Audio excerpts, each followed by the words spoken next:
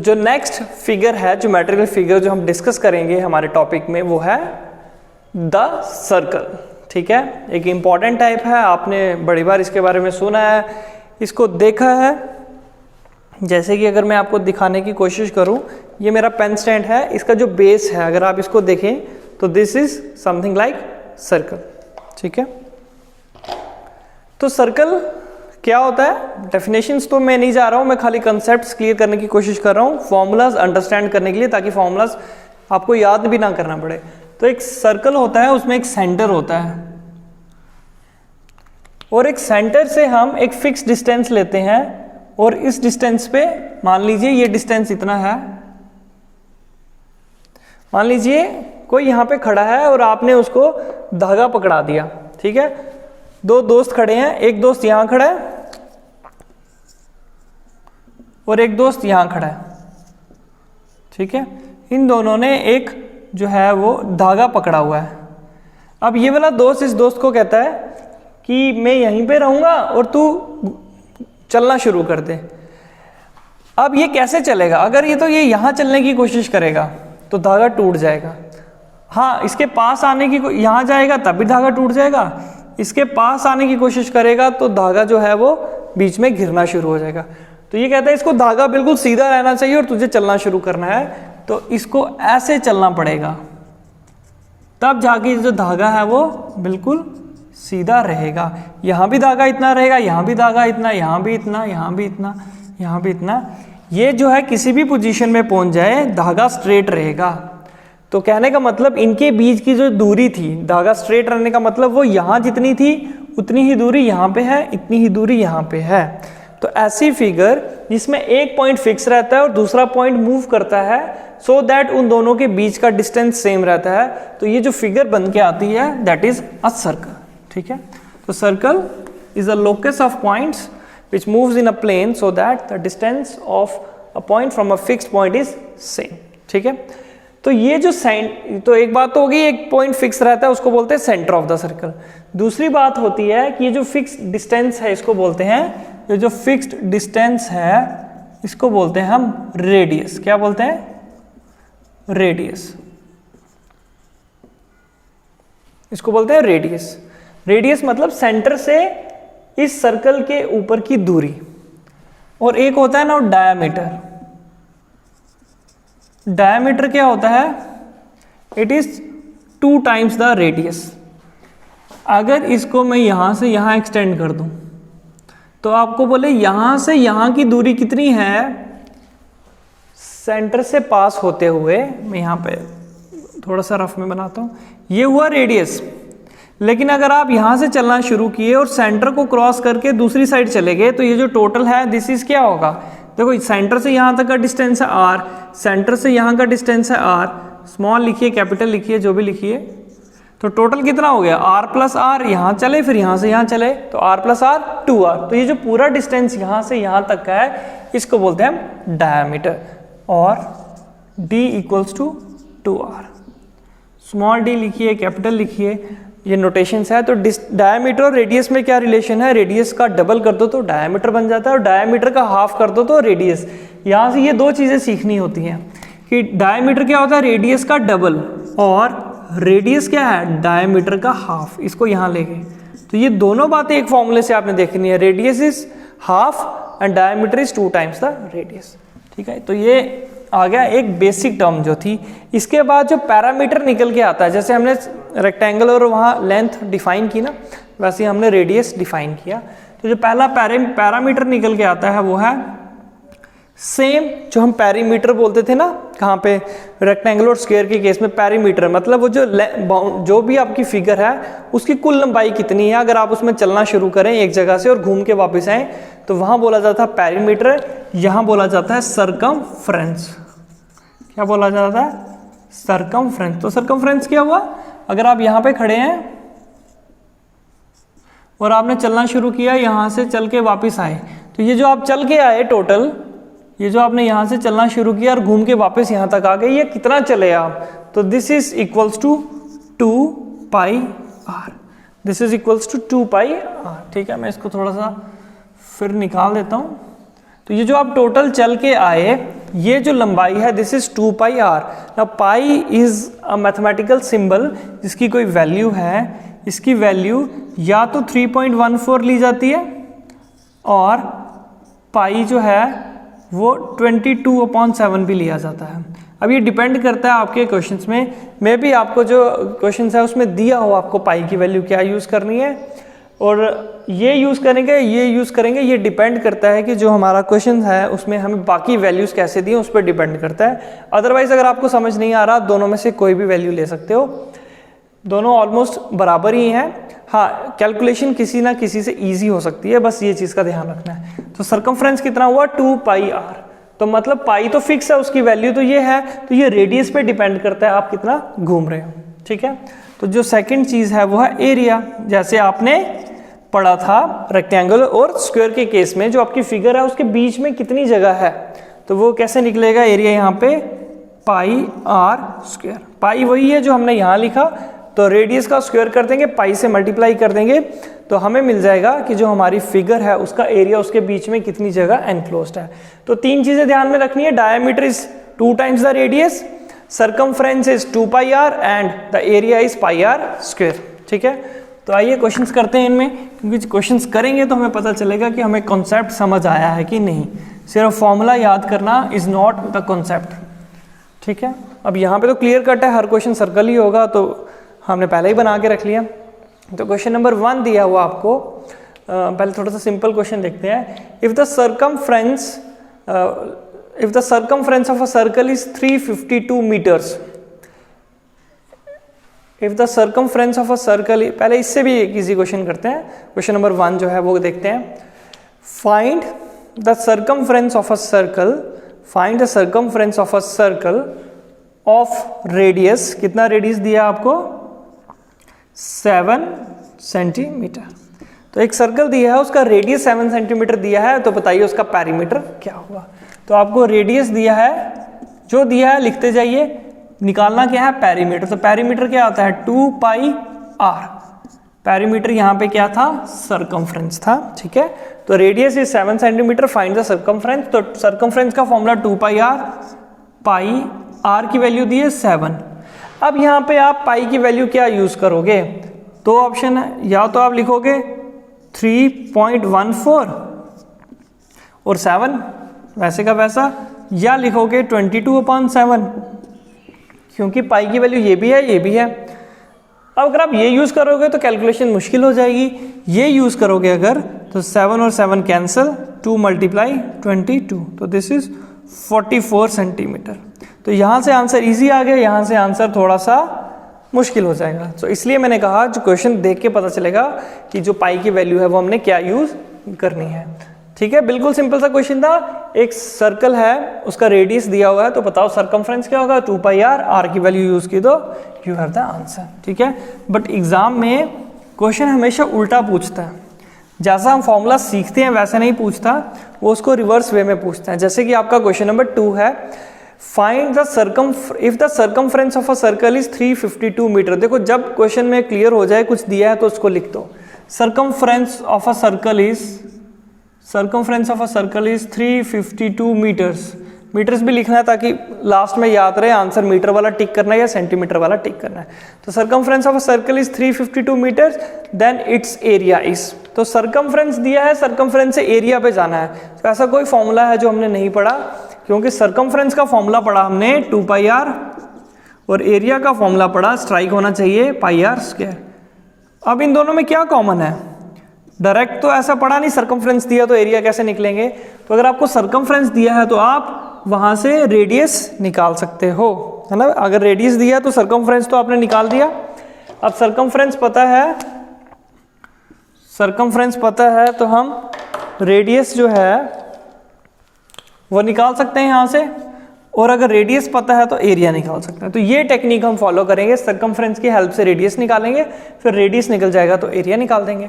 तो हमें सरकमफ्रेंस दिया है इतना, लेकिन हमें पता है सरकमफ्रेंस तो 2 पाई आर होता है, तो दिस इज 352 और आर की वैल्यू कितनी होगी 352 डिवाइडेड बाय ये 2 पाई यहाँ आ जाएगा।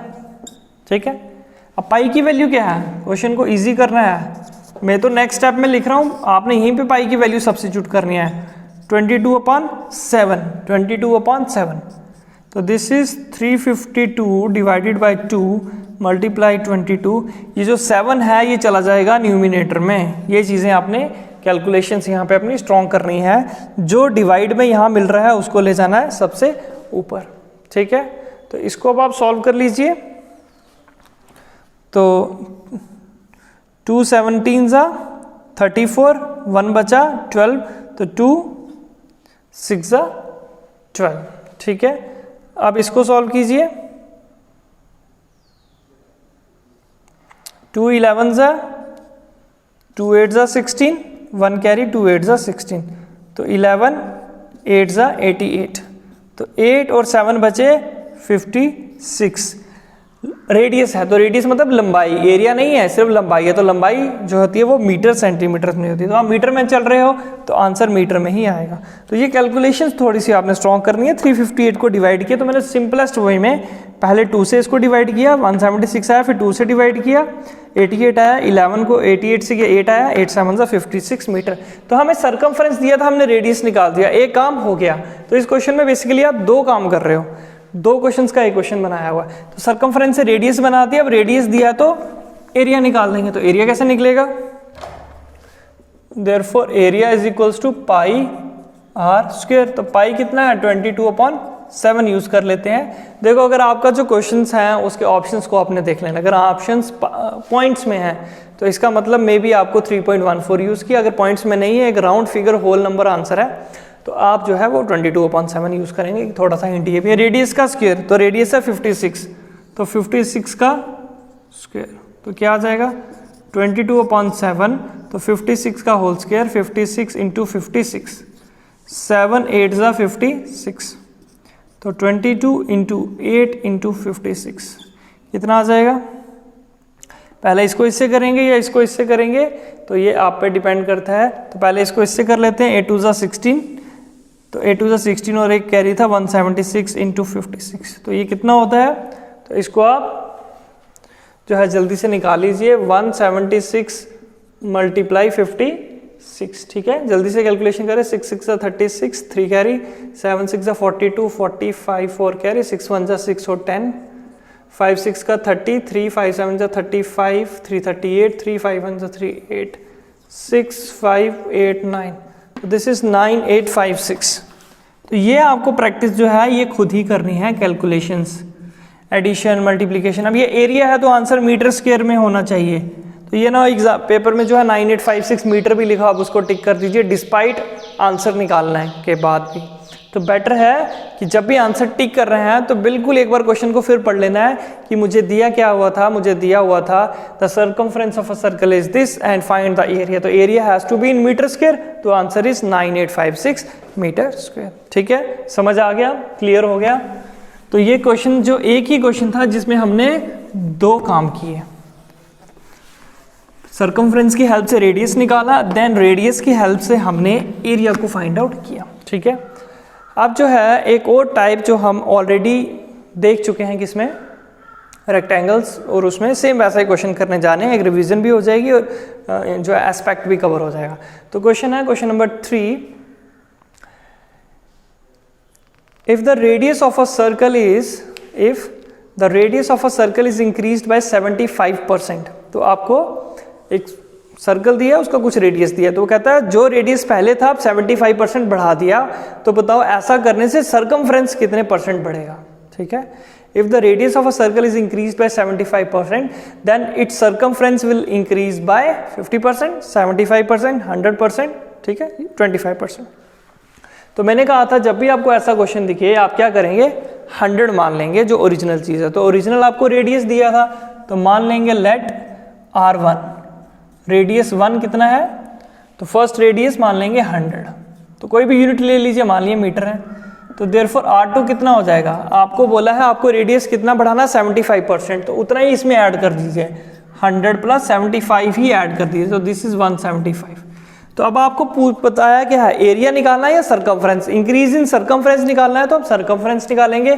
तो देयरफॉर C1, अगर रेडियस R1 था तो उसका सर्कमफ्रेंस आएगा 2 पाई R1, तो कितना आ जाएगा 2 22/7, R1 आ गया 100।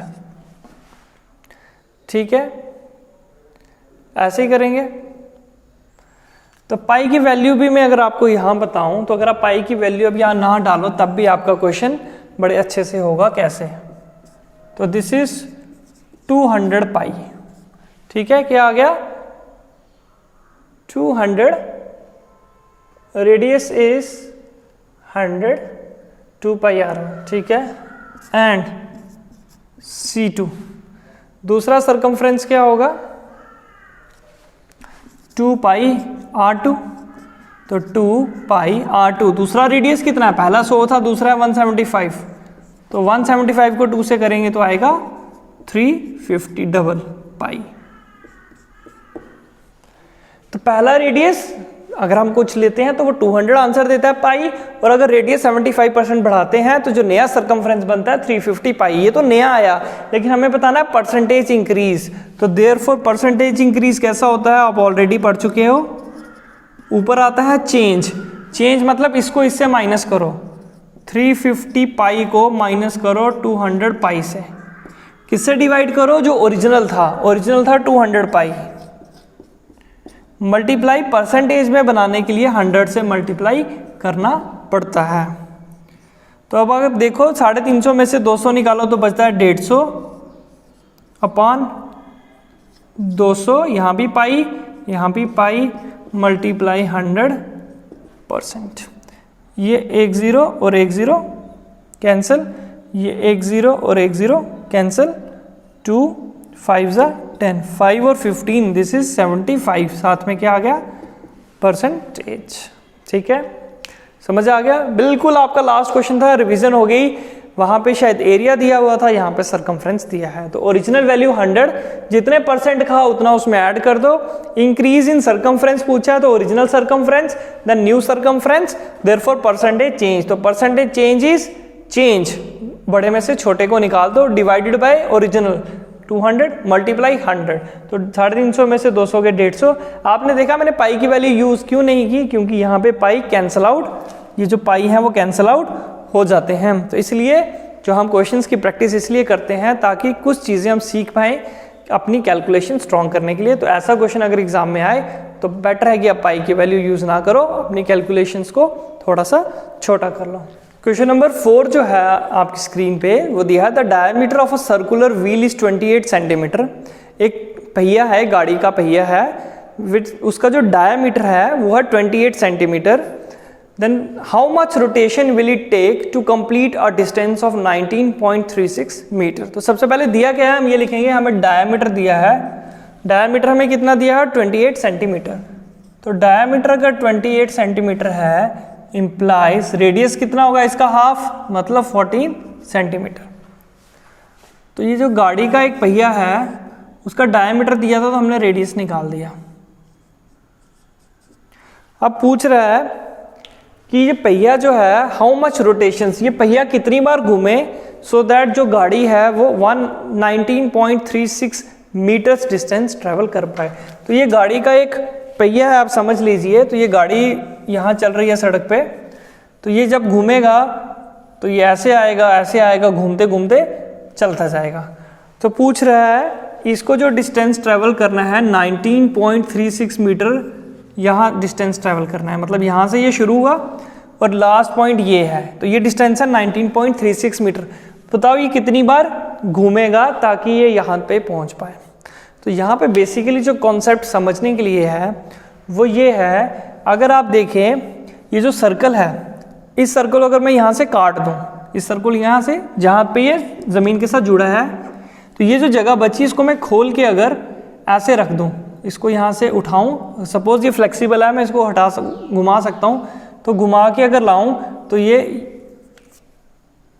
यहाँ से अगर कटा है तो यहाँ से घुमा के लाया तो ये कहीं जाके यहाँ पे आएगा, इसको खोल के यहाँ पे आएगा। तो मैं किस चीज़ को काट के खोल के बेंड करके ला रहा हूँ?